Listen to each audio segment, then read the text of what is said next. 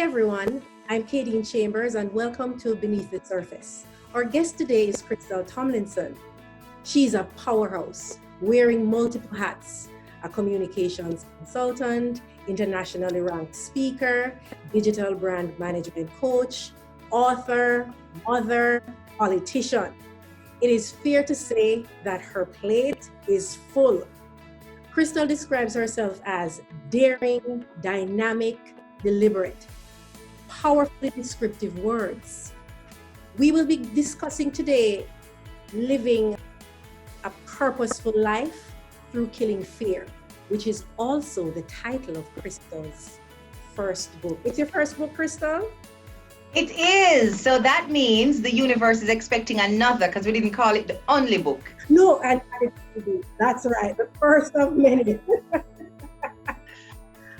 Krystal, welcome to Beneath the Surface. Thank you so much for having me, Kadene. I am so honored to be here and to be able to share with your community. So everybody who's going to devote some time and some energy to us when they watch this, I want to say thank you. We're going to do our best to make sure this powers you and fuels you up.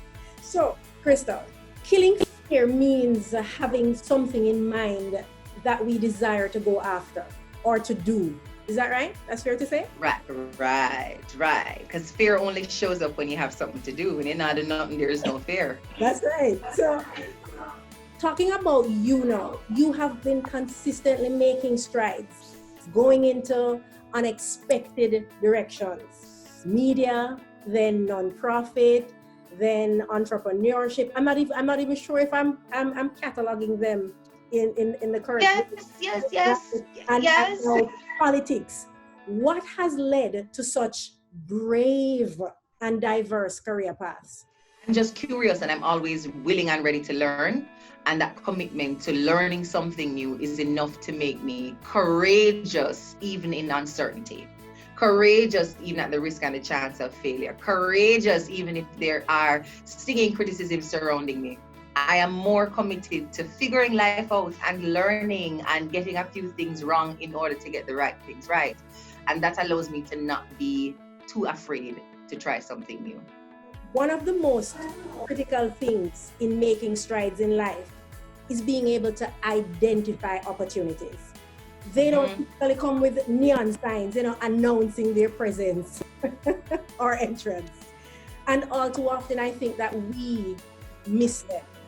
So before we can get to killing fear, how do we even identify opportunities when they present or when they're available? How can we see that this is an opportunity? Because I think sometimes that's what's holding us back. You're right. There is not enough clarity sometimes on who you are and what you want for yourself. If you come into the world clothed, though, properly clothed, with a clear definition of who you are, who you're going to be when things are amazing and positive and abundant, and who you're going to be when you're in a season of drought and it's winter for far longer than you have stores or supply in your storehouse to feed and to nourish you. If you decide who you will be in your best of times and your worst of times, then you show up and you can recognize opportunities because of who you are. So an opportunity for excellence isn't something that is likely to miss you because you are deliberately looking for excellence. You're deliberately looking for ways to serve. You're deliberately looking for ways to grow. But you'd have had to know that and define that I am deliberately looking for ways to grow. I am more committed to my excellence and I'm committed to missing out on opportunities because of fear. But we have to know who we are. So would it be fair to say that your success, because you are a successful young woman, would it be fair to say that your success has been about recognizing and identifying opportunities? It's hard to define it, because at each moment it felt different. At each moment it felt different. Some things I was massively successful at while being deathly afraid. So I'm doing it and I'm so scared. I'm doing it and I don't understand what I'm doing and what the impact of it is. And then there are other decisions that you make with extreme clarity. So one of the best examples I can give is when I entered the World Universities Debate Championships. I came home the world's #1 public speaker. When I left Jamaica, I did not plan to do that, right? I was planning to hide from that competition, pretend like I didn't know what the date was for the audition, because I was so afraid. But the Krystal that came back met that fear, tackled it, and came back with a victory for Jamaica and for her university. So sometimes, if I'm to be completely honest, there are accolades and accomplishments that have come to me in low tides. I wasn't clear on what I wanted. I wasn't confident that I could have figured it out. But I always trust my curiosity. I listen to it. If there's a little tingling saying to me, but you sure you don't want to just kind of see how it's going?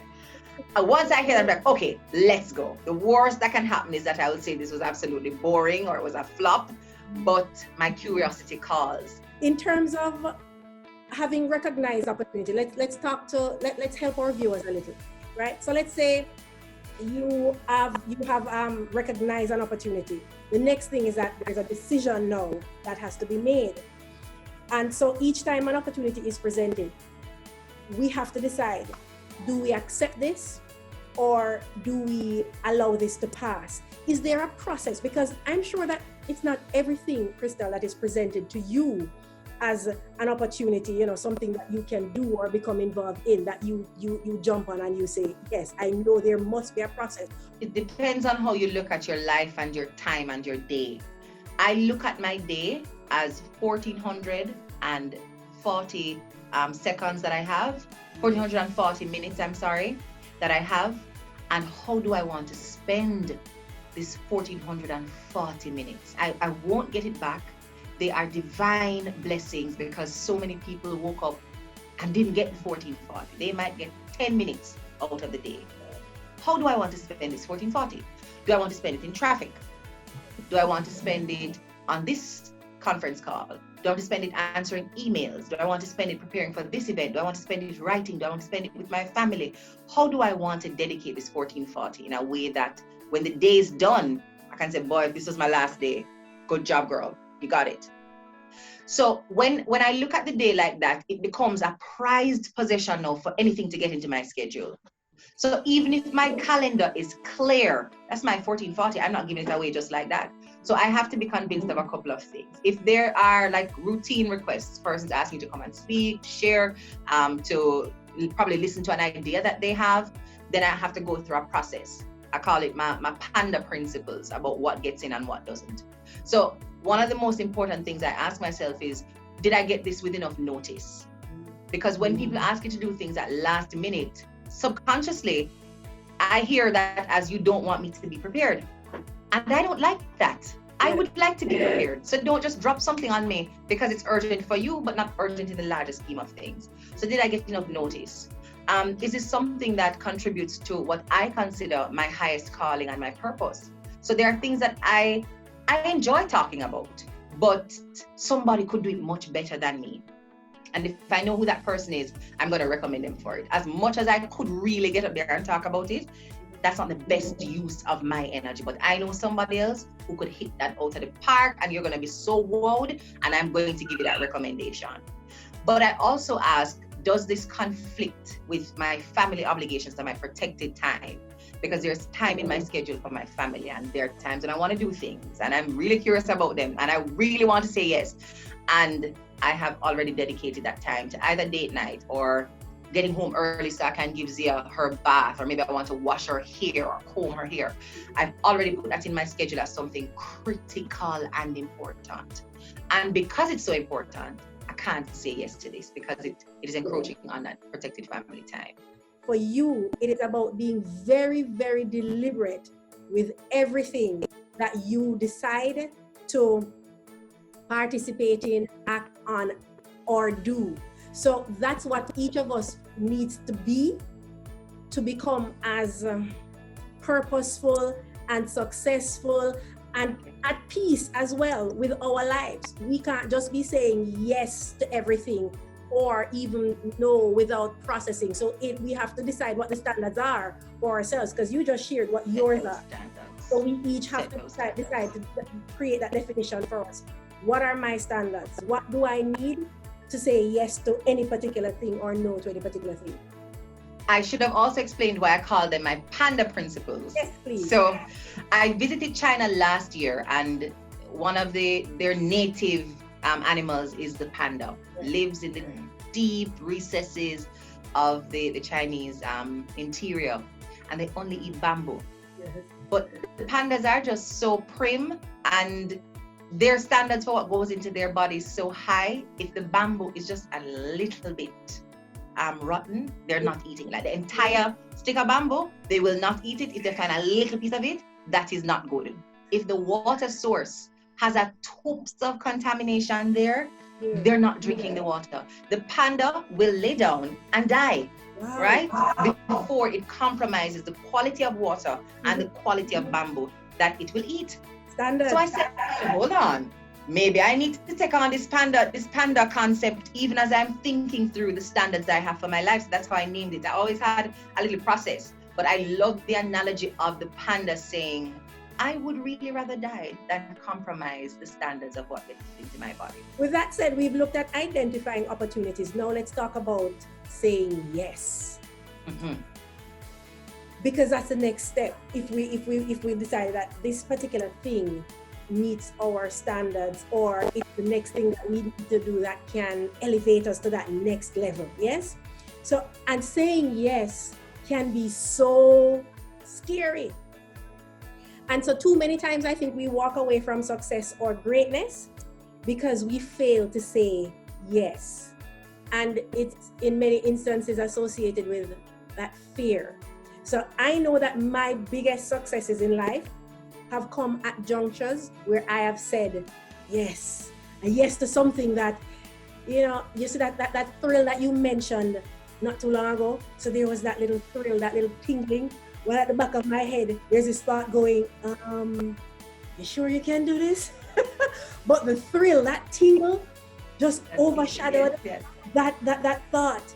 And in each of those moments, my life changed forever, for the better. Yes. So it took me into new career paths. That's how I got into project management, event management, and having the tons of experience in sales and marketing. That was a huge shift. But I stepped in there, said the yes, and learned so much and figured out that this is something that I love. What has your experience been with saying yes? Here is what I've learned about saying yes. You have to be extremely clear with yourself. Yes. And whoever and whatever you're saying yes to, what exactly you're saying yes to. True. And there have been moments in my life when I've said yes without a very clear vision of what it would require. And I can recall when I was applying for a job, and the person said to me, send us your resume. And they reviewed the resume and said, come in for an interview. But when you come for an interview, I need you to write a mock PR plan. I had never written a PR plan in my life. And I said, hold on, wait a minute. I never say yes to do the work before I get to work. And then I start to doubt myself. I'm like, wait, but do I really know what is required to do this job? Did I really say yes to doing something that I had not done any kind of research? I didn't speak to anybody about it. I didn't look for any guidance. The curiosity I had was enough to power me through the final stages of that interview. And I realized how I really could have embarrassed myself because I didn't stop to process exactly what I was saying yes to. What was I saying yes to? And was I ready to rise to that level and to the occasion? Now, that's a positive part of it. The negative part of it can be you saying yes to one thing and somebody thinking you're saying yes to something else. And they don't know when the yes comes to an end. And there's some relationships, some engagements, if I can quote Jada Pinkett Smith here, some entanglements. You say yes, and whoever hears it as a yes forever. And you now get very scared to say, no, this is where my yes ends. I'm committed up to this point and then I have to go. You are afraid to say that because you see the anticipation and the expectation, and they are not prepared to hear that either. So a big part of the yeses I've had to give come through getting clear, just repeating for my clarity. Do you want me to do A B and C, okay, definitely I can do that. And then preparing them for where the no will start. Yes. Because one of the consequences of being good at anything is that it attracts more things for you to do. People know that you're great at sales and marketing. If they're trying to sell a carpet downtown, they want to talk to you about sales and marketing. If they're trying to sell a zap-off to kill a mosquito, they want to talk to everything sales and marketing going to find you. At what point do you now say, oh, my yes on consultation really ended at day 6, right? It's not going to call me every single time in every single moment. So we have to be very clear as well where the yes box ends and where people begin to cross a line. Unfortunately, saying yes, for example, to a relationship with a globally recognized entertainer, I didn't realize all the other things I was saying yes to. And it's in the process you realize just how much access people now have, expectations they now have. And then you have to decide, and how do I roll this back? How do I renegotiate this yes? And show people where the barrier really is. So it's a process of learning, because you will start out from a place of love and just a genuine energy to extend yourself and to support and to learn and to grow. And then it becomes too much. So you have to find back your no again. Check back with your principles. Am I at a point now where this has gone a little bit too far? One of the things that I want to share with our viewers is that if you get additional information, things change. That isn't just about you personally and things that you have done or not done. And you need to renegotiate. You need to say, this no longer serves me. You need to say, this no longer serves us. Regardless of the situation, you should always feel comfortable to say just that. Don't just stay in any situation simply because you had said yes before. Because if the circumstances now change, you are allowed to advocate for adjusting what the terms are, or even if you want to be at this place continuing on, And so we need to get to, so I'm reminding our viewers, reminding myself too, it is always okay to assess, keep assessing, and whatever isn't serving you, whatever needs to be tweaked, adjusted, thrown out, do that, especially if these things impact your peace of mind, your psychological well-being, your physical well-being. As long as it is impacting you negatively, you are allowed and expected to actually speak up on your behalf to seek better. Yes? Right. Psychologists call it the sunk cost bias. So because we've spent a lot of time doing a particular thing, we feel so committed to it, as though if we detach, we become disloyal. So there are people who are in marriages for 30 years, and they want to leave. They're finished. They're done. And they go, well, I'm already do 30. I might as well stay. You probably have 30 more years left in you to live, And you're about to sink another 30 on top of 30 that you didn't even enjoy because of the first 30. That's 60. Yes. So at what point do you begin to cherish and to honor again these minutes of your life that you don't get back? Yes. When are you going to choose to do what is really purposeful for you and brings you passion and brings you a sense of joy and peace?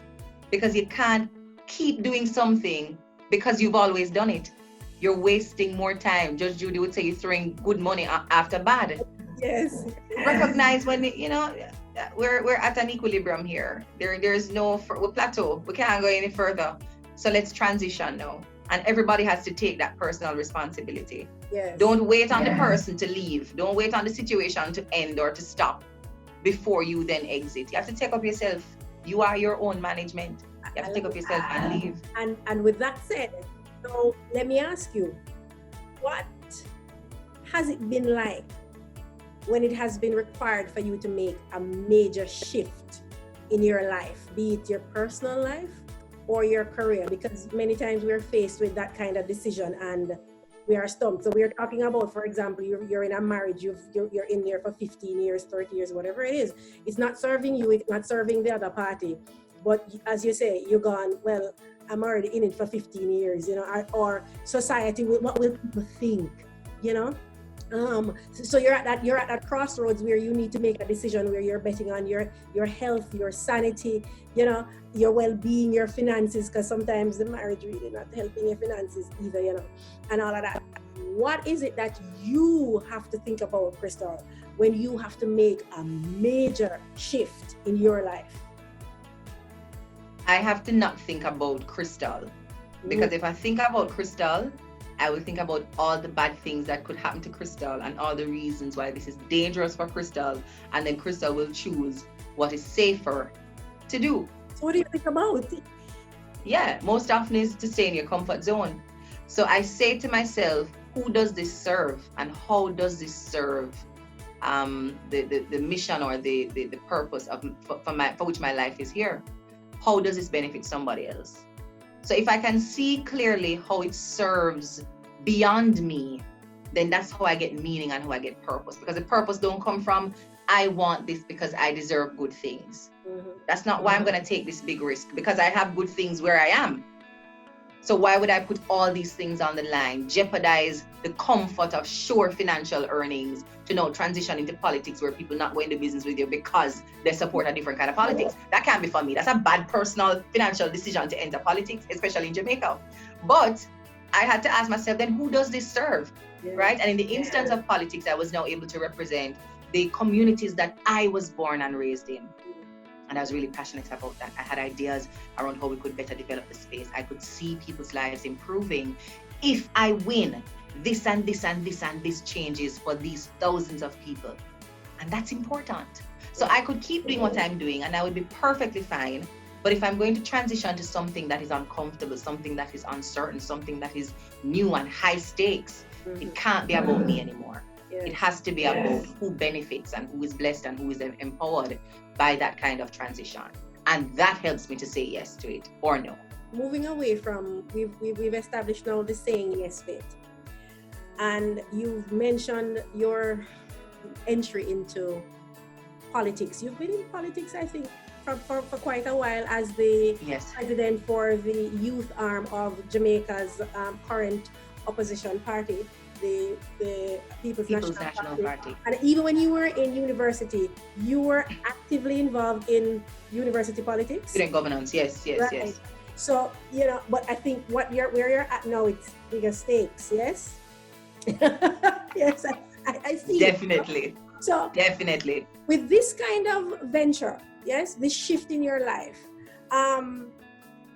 and as with anything major that we do, as individuals, it can be rocky. And that upheaval and sometimes the stresses associated with it can be for extended periods. So I would think then that for you, being practicing mindfulness must be important in maintaining your sanity. How important is mindfulness for you? It's a part of my morning routine. Okay. I call it my calibration window or my recalibration window. It's important how you go to bed and it's important how you wake up. How I choose to wake up is to not touch my phone. So there's like a 30 to 45 minute window where I'm not on the phone at all, except to probably set an alarm to let me know that 45 minutes is up. And then I go straight to, right now I'm reading Until Today by Ian Lavanzan. So it has morning reflections, spiritual nuggets in there for every day of the year. It's actually my second time using this as a daily devotional. So I read that. I do my gratitude journaling. I have my mission statement and my personal commitment to myself that I read every morning. And one of those includes a financial or money mantra, right? Because we have to get ourselves in the zone fully. We start to visualize what we're going to do to serve others, what we're anticipating coming into our day, how much money we're going to save today, what income earning action we're going to take today. We have to get ourselves in that Bill Gates zone, right? Because it doesn't just come on you like that.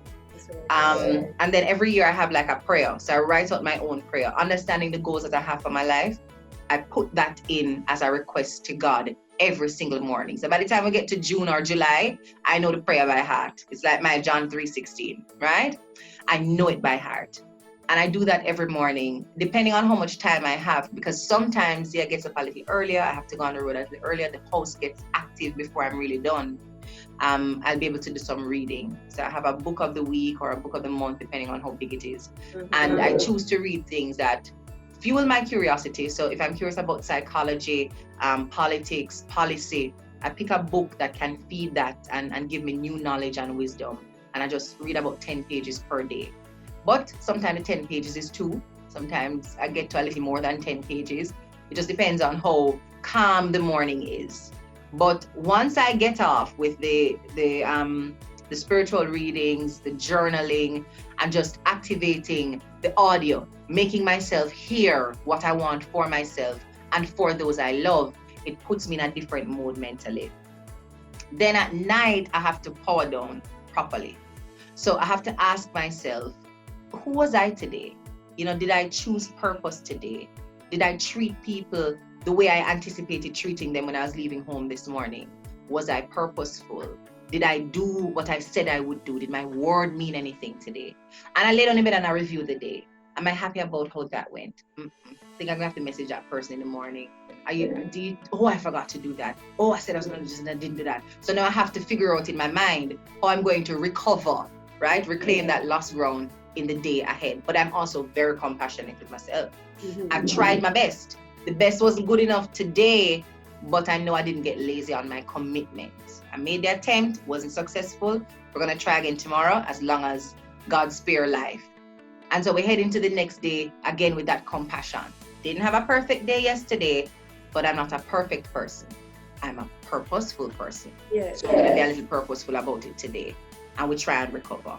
All right. So and all of that is useful, and we thank you for sharing that. So in other words, viewers, you can pull from this and create your own set of activities that you do to practice mindfulness, because as with everything else, we get to tailor whatever it is that we need to help us to stay in that space of gratitude and peace and good health and general well-being. So pull from those things what can work for you. No. The only other thing I would add, and this is something I don't do every day, maybe like every month, every 3 months. There are 3 practices. The gratitude practice, which is to physically write a letter and deliver it in person to whoever it is you're saying thank you to. Sit across from them and read it. So at least once a month, there's somebody that I have to really say thank you, because you never remember this, but you say on the 15th, when you did call me, you did this, I was having the worst, and I just tell them how grateful I am for something they didn't even recognize was so important, right? I also make it a habit to apologize. So whether it's somebody that's still alive that I can apologize to, or the person is not alive, but I make it a practice to activate that apology muscle too. I made a mistake, I regret doing things this way, and I really hope you can forgive me. And then I also forgive. So whatever negative energy I'm carrying, if it's even a little troll on Twitter whom I have up in my spirit, I make that practice, just decompress and forgive them, because Lord, they know not what they do, right? So I pray that they will find some peace and find some compassion too, but I'm sending them that spirit of ease and joy so that they'll be too busy to frustrate me in the future. But I forgive them. Got to forgive them, because that's too much weight to carry around. Talking about being purposeful, and that term encapsulates all of the contents that's covered in your book. I'm reminding our viewers, Kill Fear by Krystal Tomlinson, Living a Courageous Life. All of that is really captured and is what is covered in our book. And so, Krystal, I want us to leave our viewers with this thought. There is a gem from that I'm pulling from your book. On page 19, you write, our actions each day drags us to our destiny. And that spoke to me. I fully agree with this, because I believe that too often we fail to consistently make the connection between our everyday choices, whether we do something, not do something, say something or not say something, and make the connection between those things and the life that we currently have. So let us leave our viewers with that. What do you have to say to our viewers about being purposeful and recognizing that each decision that we make drags us to our destiny? Where you are in life, what you have, what you don't have, who loves you, who does not love you, who you love, who you don't love, the dollars in your bank account, the quality of relationships that you have with friends and family. Nobody dragged you into that reality. You chose that. And you'll continue to make those kinds of choices. Now, if you look around at your bank account, you look over at your spouse in the bed, you look in the cupboard or in the fridge, and you just don't like what you see. You're not eating healthily. You're not serving your community. You're not mentoring anybody. You're not saving any money. You're not sleeping properly. You're not drinking any water. You're not doing the things that you know you should do, because at the core of it, we know the things that add value and quality to our life and meaning. You can choose different things. Yes. That's the last of human freedom. Yes. Choose. Just to choose. Who will I be? There's a powerful book I read earlier this year. It's called Man's Search for Meaning by Viktor Frankl. He was a psychologist, and he was in the Nazi camps for about 2 years. They murdered his wife, his pregnant wife, and he came out of that understanding what it meant to have meaning. Going in, he thought it meant having somebody to love, and that's definitely part of it. But it's also to choose, even in the worst moments. If you think you're at your lowest low and life has beat you down to dust, who will I be? Am I going to choose anger, or will I choose love? Yes. Who am I going to be in this moment? Am I choosing the purpose? Am I choosing the courage? Or am I choosing the fear? Because even when you have nothing left in your pocket, you're sleeping outside on the concrete, you get to choose your attitude. Yes. You get to choose that. So I never want us to forget the power we have to choose who we want to be, and to choose purposefully too. Because what you do today, all that you're experiencing in your now, is just preparing you for the future. The lesson you're learning right now is not for you to use right now, You're learning it now so you can use it later. So just decide how you're going to look at it and who you will be as you're going through it, because there's use for that experience in the future. Awesome. Thank you so much. Krystal, viewers, we are leaving you with this week's episode of Beneath the Surface with that thought. The actions that we take or do not take, whether we choose to live purposefully, whether we choose to live courageously, all of those things are what shapes our reality, our destiny. And the decisions that we're making today will become evident in our reality tomorrow, or next month, or next week, or next year. Thank you so much for tuning in. Krystal, thank you so much for taking time out of your busy schedule to sit down and talk. Absolute pleasure. This was a purposeful conversation. Yes. Thank you. Thanks for having me, Kadene. I enjoyed it. Thank you for watching Beneath the Surface. Remember to subscribe, like, and share with your friends and family.